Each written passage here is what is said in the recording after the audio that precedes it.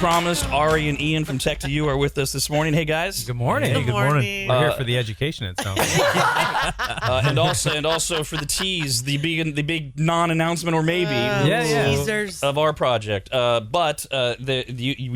actually piqued my interest, Ian. We were on a conference call for Circles because we're on the board of directors, Ian and I, for Circles with an S, the positivity social media app. Big doings. That is big doings. For some reason, we started talking about tech stuff, and I went, "Whoa, that's a cool story." And we have teased this Windows thing that's out there. So, what is this Windows 11 thing? Yeah, I think it's probably the most relevant current Microsoft news, which is about as boring as news gets. But it's kind of that thing that, like, I got to go, to work, and I want to work on my Windows computer. And so, Microsoft Windows 10 is kind of the standard. Most people have that now. Is that what I have? Probably. You 10, just built mine. You better know. Come on. Well, we one of them.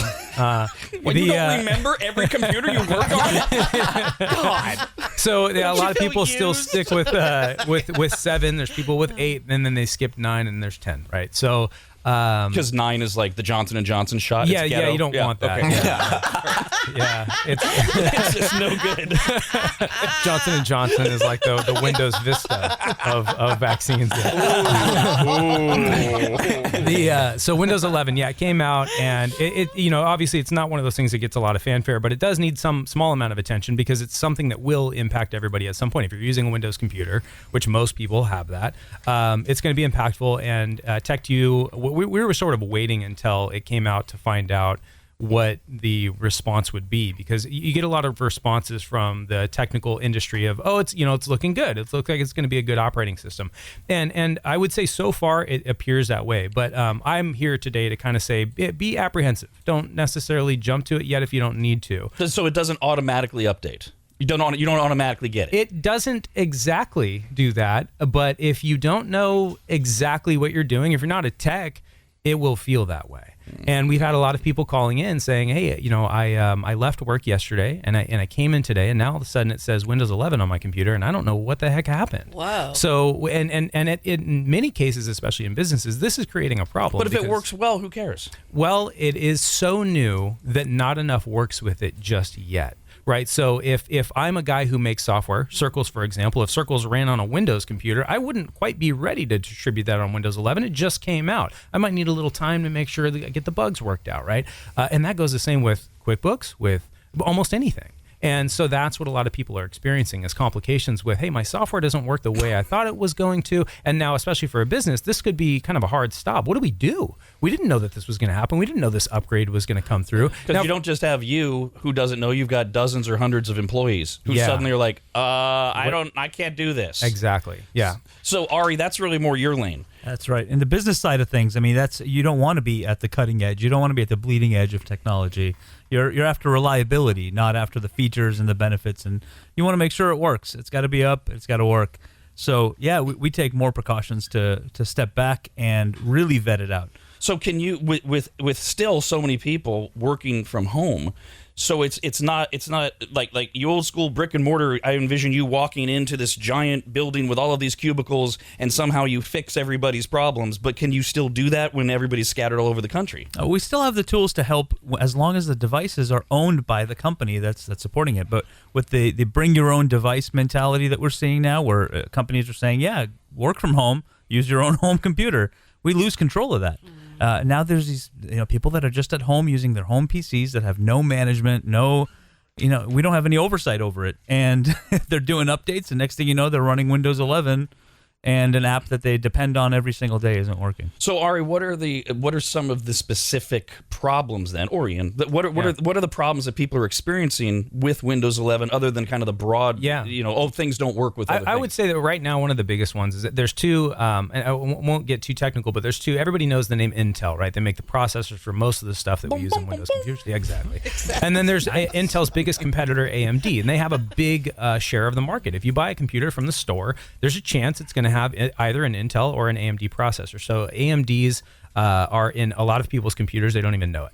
And Microsoft released Windows 11 with some issues with AMD. And so they released a patch. And they said, okay, here's the fix. We're gonna roll our first update for Windows 11. We're going to fix this AMD issue. Made it worse. And so, well done. And now I'm not. I don't want to be a Microsoft basher by any means. We use a lot of Microsoft services, but it's just new, and this is the kind of thing that happens. So being a little, trepidatious is not a bad thing when it comes to a new operating system. Phone number is 888-989-9811 if you have questions. We also get emails, rad@radradio.com. This is from George. Hey, George. He says, I still run Windows 7. It works fine for me, and I have no need for an upgrade. Is that true? Yeah. Okay. So you got time, too. Every Microsoft operating system that comes out, they give a 10-year lifespan to. Now, I think Windows 7 is it's approaching end of life. So what then? It just stops working? It will continue to work, but it won't continue to get updates, which just means it's not incredibly safe to use, right? Okay, so that's his follow-up question is, am I screwed? Is my system really that vulnerable to being hacked? Not inherently. I'm actually going to double check it for you right now. Once it doesn't get the updates, though, it does become more vulnerable, right? Exactly. Well, once Microsoft decides that platform is no longer going to be the one that they roll out security updates and patches and all those hacks that you mentioned, that's the end of it. If a vulnerability is found by some hacker, Microsoft's going to update the newer operating systems, and you're kind of SOL. Yeah. So January of 2020 was actually the official end of life for Windows 7. Oh, buddy. And now we do still have a lot of people using it, and it doesn't even stand out to me as a date that's of that much relevance because Microsoft did continue to release patches for it, but not nearly to the extent that you're going to get with something like Windows 10. How do you know which one you're using? Yeah, it's a great question. Like, where does it show up? Yes. Yeah, Where does it? Windows, it's funny, Microsoft does a really good job of not making that easy. Because you want to know if you're protected. Yes. Yeah. Now, one of the things I will say is that if you're running Windows 7 or Windows 8, or even now the newest one, which is or was Windows 10 up until just this last month, it usually will tell you there's a new operating system available, there's an update available. You'll typically get that kind of an update. But even the way that the home screen looks when you turn your computer on, that's kind of the easiest indicator. We have people call us every day, and we have to find out different ways for those individuals to say, when you turn it on, do you see this? Is the shape of the start button like this? Wow, then you know. And then we'll figure it out. Yeah. It's kind of there's easy ways for us to say, well, you can hit this button and type in this thing, and it'll tell you which one you have. You can right click on my computer, but it's a little more technical than I'd quickly explain on radio. But I'd say call us if you're not sure. Tech2U is 888-931-0942 or tech2u.com, TECH2u.com. So when you restart your computer and you start back up, doesn't it tell you what Windows operating system you have? I remember like XP back in the day would show up and say XP, but I haven't restarted my computer in a minute. I can't remember if it says Windows 10 or not. A lot of them just now say Windows. And that's lovely. Or just that logo. Yeah, just the logo. Phone number is 888-989-9811. Hello, Mike. Go ahead. Hey, I got a question. My wife works for Eldorado Transit, and they got a bad IT guy. I don't know if you guys do businesses like that or not. I just wanted to find out. Nice radio slam, by the way. Person that does You got out the business name and the position. Oh, no. But isn't this your lane, Ari? Absolutely. Ari's like, yeah, that's one of our customers. What did we ever do to you? We absolutely 100%, 100%. That's right up our alley. Internal IT is a tough gig. Internal IT is hard, and especially if it's a one-man person trying to manage all of it. It is daunting, the amount of things that you have to keep your eyes on. Wow. So I feel bad for that internal IT person that's trying to do what he's doing. But we absolutely can, often at less than the cost of one headcount, we can manage a full environment. I think a lot of people in business and even business owners, they misunderstand the IT department, and they think, from business owners I've talked to, you got to have a guy or guys on site that are your IT specialists, which is literally what you guys are our IT guys. Exactly. I mean, Brandon, you're great, but Yes. Oh, I had my end of life was a couple of years ago. No more patches for me. and I think people misunderstand. No, you don't need to have some big office with all these computers humming, and that's where your IT guy sits. That's what you're for. Exactly. It's ever changing. It's a constant changing landscape in the world of IT. And if you have internal IT, how are you going to manage that person to make sure that they're staying up to date and they're doing their job right? You have to trust in a whole team. It takes a team. I have heard horror stories from people who have internal IT guys who are not doing their job. And the rest of us, we don't know. We're trusting almost more than anyone now, our IT people. And you find out the hard way that they're not doing it. Well, Right. Because most people, we don't even know what you're doing. Right. I mean, right? You don't understand. I mean, like, you could check on, most bosses can check on everyone's work if they want to, because they know they've been there, done that. But you still, if you don't understand it, though. If you don't understand it, And- you're like, I guess you're doing your job. And if you have an in-house IT guy, yeah, he's beholden to you. Tech2U is beholden to everybody, which is why they're. And we were talking last time you were here, Ari, and a little bit this morning before you came on. As a business owner, the thing that I just, it makes me scratch my eyeballs out when I see friends do this. I really, I know Ian's a big fan of the fact that I love redundancy, and so we have to, we back everything up multiple times. It's just it's a system. I use that system at home, but the other thing I do is I try to look ahead. I don't ever want to walk in and find out, oh, we have a problem that we could have prevented.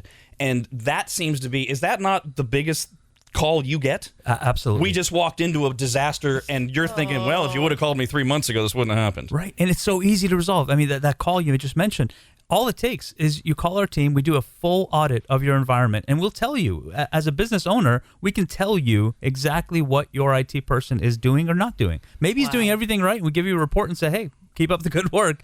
Or we identify all those, and it's all free. We do that for free. Wow. And we basically have to excel at our job because there are no long-term contracts in this game. We don't do long-term contracts. So we have to earn that. It's amazing. There are some small business owners who maybe are thinking, IT, I don't even have an IT department. Those to me even seem scarier.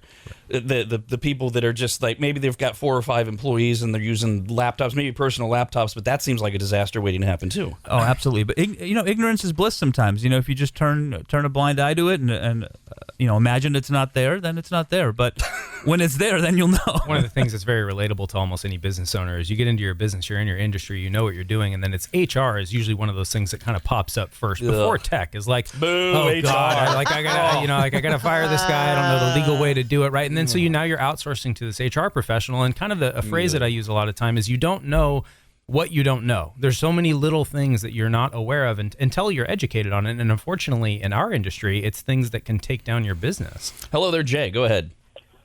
Rad Radio, what's up? How's that? Hey, I just had a quick question. As working as a system administrator for the last 10 years, I've dealt with a lot of these systems that, have different operating, versions, and it gets really complicated. I'm curious, are you aware of how this impacts like system, backups like shadow copies and, system volume information? Can you back up things the same way that you could do in Windows 10 as easily? You're referring to Windows 11, I'm assuming, correct? Correct, yes. Yeah, absolutely. All the same functions are there. It's just a matter of app compatibility. If a developer took the time to make sure that whatever app they're using for the backup, the software actually interfaces with Windows the right way. Yeah, a lot of the major companies, you can take some comfort in knowing that a company like Adobe, for example, they're probably going to work just fine on Windows 11. Carbonite, who does a lot of backups, they're ahead of the game. These very important applications are generally going to work. It's those ones that I work for the state, and we had software made for us 15 years ago, and nobody's done anything with it since then. It's probably not going to work very well, if at all, on a new operating system. Man, the second half of that guy's question and the first half of Ari's answer was like listening to Queenie talk about the 17th century. Yeah. I had no idea what we were talking about. Well, in his question, there was another great lesson to be learned, because if you are a bad mamma jamma, you are in fact able to back that ass up. You can email us rad@radradio.com as well. This is from Trevor. It says, hey, tech guys, is it true that Windows 11 requires internet to install? I live in a rural area and my internet is very spotty. So yes and no, but the short answer is predominantly yes. In fact, I'll add a little bit more to that. Windows 11 is not only more difficult to install than it should be. If you bought a computer a year ago, there's a high probability that your computer is going to be shown as not compatible with Windows 11. A year ago? Yeah. That's not that long. I built a computer at the very beginning of the pandemic, right when everybody shifted to work from home. This is what nerds do when This is what we go do. into lockdown. Yeah, You build computers. I got nothing else, so I built 7 computers. Right?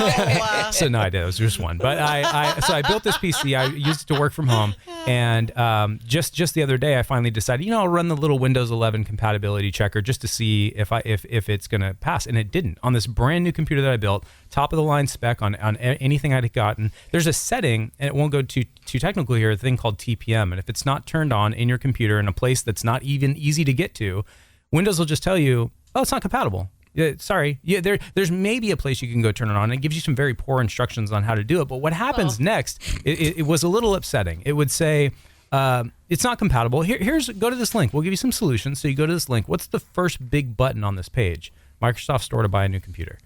That was very disappointing because I want to upgrade my software. I don't want to go out and buy a new computer. So if you end up downloading this tool, which Microsoft is now pushing to people, and it says, your computer's not compatible, please do not just take that as accurate information. Don't rush out and buy a there's computer. Easy, very simple, literal on-off settings we can change in a matter of a minute that will make it compatible with Windows 11. Trevor had a follow-up question. Is it true that Windows 11 is impacting AMD systems worse than Intel systems? Yes, absolutely. By the way, Ari, before we get too far away from this, if we freaked out any business owners, is it the same process to contact you? Is it just go to tech2u.com and from there and get the phone number and we'll get to Ari? Absolutely. Yeah. I'm sorry. Go ahead. No, just agreeing with him.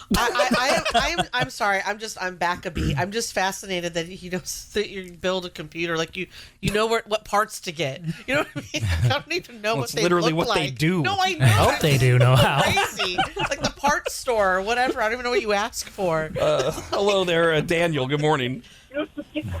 Hello. I was wondering if Dell is connected to Microsoft at all. I'm not sure if you mean like in a corporate aspect. I'm not aware of any, but especially not in a manufacturing aspect. No. Oh, all right. Good question. Cool. Back to the emails. I can control these. This is from Allie. Hi, Allie. Says, I ran an event for a nonprofit. I had to link my personal laptop to the work laptop, and the IT guy linked in remotely, messed with my firewall to get it to run this program together. I really don't know what I'm talking about, but basically he did something with my firewall. So now that I want to use my personal laptop, I cannot connect to any internet like Wi-Fi. Blah, blah, blah, blah, blah, blah, blah. Oh. So he probably dialed in some security aspects to make sure that as long as you're using this for work, that the computer is protected and secure. And it probably had some some consequences. This is the bring your own device concern right here, where to dial it in for security, we have to take certain measures that might not be ideal for the consumer user at home. There are ways around that, though. If you want a healthy double check on making sure that everything is configured the way that it should be too. Again, free diagnostics. We log in remotely. We'll check it for you. And you can either undo what this guy did or make it so she can connect back to these things. Exactly. Yeah. And just do it the way it's supposed to be, so it doesn't. Right, because the IT guy, he's only doing it from his point of view. Right. Hello, Dylan. Go ahead. Hi, sir. So, printer set up on a 10-year-old computer, brand new printer, HP 40 something. I cannot diagnose his computer, but I know he needs a new phone carrier. Yeah. Some type of better cell phone plan would be good, Dylan. Maybe if you get to a good area, you can try calling us back. Again, back to emails because I can control them. This is from Please Don't Use My Name. Says, I work for a company that does business partner outsourcing with Microsoft, which is a fancy way of saying we do Microsoft's dirty work. I've been involved in the Windows 11 launch since before it was publicly announced, and we had to use code names when talking about it, and the code name was very creative, New Windows. Whoa. Wonder what it could be. Wow. I'm surprised to hear people are experiencing an automatic update, as it was my understanding that that is an option update that you should have to opt in to get. I'm sure there are people who opt in by just clicking OK without reading what they're doing. Is that and they're absolutely right, because it's not one of those things where you're just going to get back to your computer and will have updated on your own. It's generally speaking the layman. Right, and unfortunately, it's most people are going to say, "Oh, I know that I have to do updates, and there's this thing saying I should do this update, and it's available, so I'll go ahead and run that through."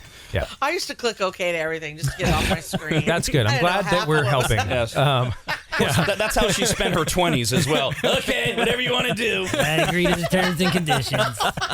We're with the Tech2U guys. It's 888-989-9811. Hello, Rebecca. Oh man. Hi, Rob.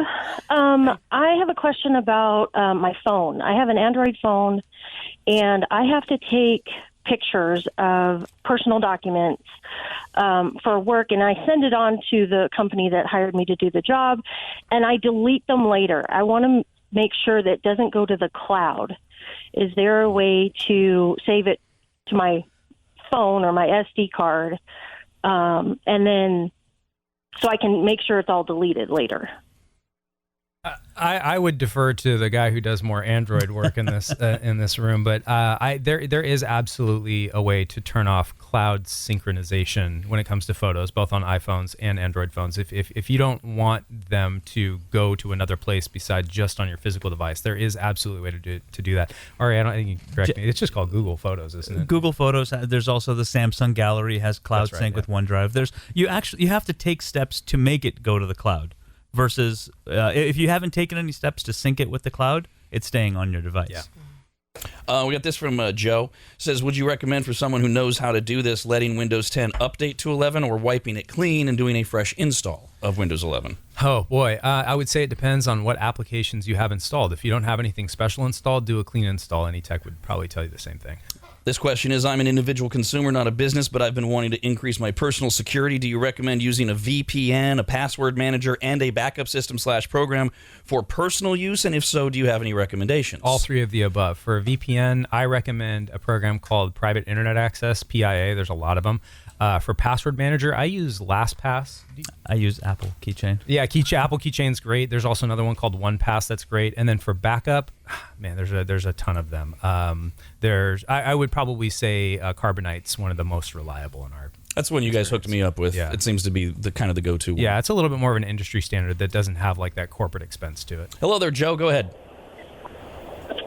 Yes, my son is.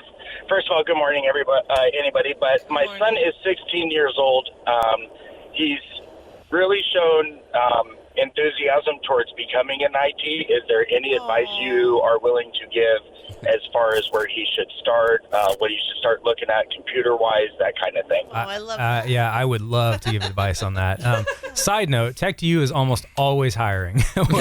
We've been growing like crazy, thankfully. Thanks, RAD. Well, us in the pandemic. Yeah.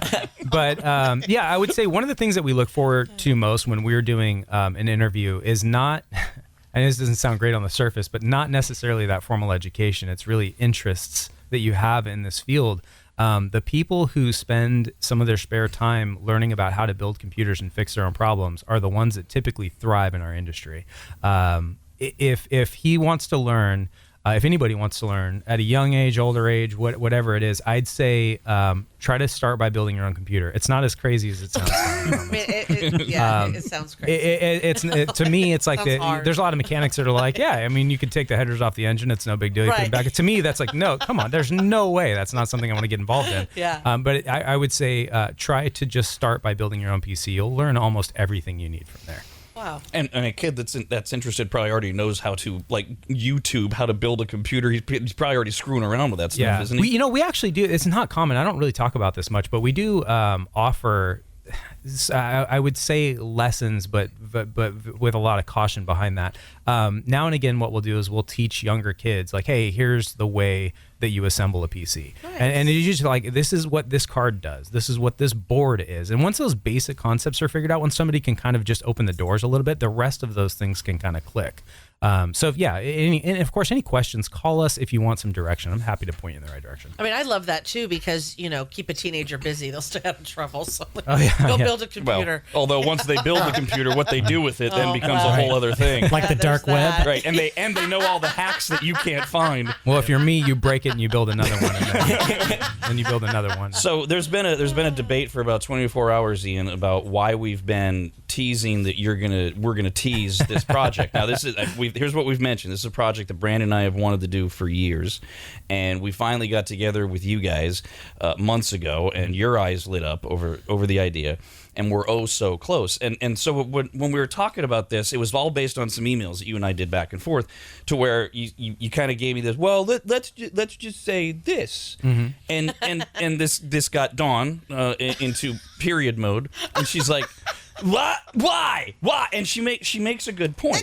I want to say I thought I was just questioning Rob. Right. Because I wouldn't. I like you. I wouldn't want to No, that's question you. okay. I mean, Did not you that I get don't that? like. I get questioned every day. She likes you. I don't like Rob, but it's Rob. So and here's the problem. See, when I can't give Dawn a logical answer, it starts to irritate me. Oh. Yeah, which yeah. means now I need to irritate you. Sure. So Yeah. if there's no point in teasing what we're gonna do if we're not gonna do it. So if there's a chance it's not gonna happen. yeah, right. So then why would we even tease it? Sure. So why aren't we just telling them what we're doing? You know, what'd be really fun is if we just ended the segment here. I know. Go to commercial. Question. Yeah. Just go to black screen, Sopranos ending. Thanks for being here. Is it because there's no. I know you're far enough down the road. There's no chance it's not going to happen, right? No, yeah, we've. Is it just a question of we don't know when? Yeah, it's just a matter of timing, I think. And then there's a couple of technical details. We're going to work them out together and make sure that everybody has a smooth Right, experience. but it's still going to happen. Oh, yeah. So. He said, "Oh yeah." I mean, Brandon, what? The only question is the timing. Yeah. Right. I mean, is it so what if we tell them now what it's going to be, and it does what's the worst? Could it possibly get kicked into 2022? I would say that's very unlikely. Very unlikely. But if it did, we're all used to that since 2020. Well, and there's right, we're all used to disappointment already. But we don't want to give a breadcrumb and be like, oh, you know what? Actually, it's gonna be pushed back. That would be awful. Well, I would say this: we're obviously gonna go into some more detail here. Are we though? Allegedly. Allegedly. Yeah, that's Details funny. of teasing. Right.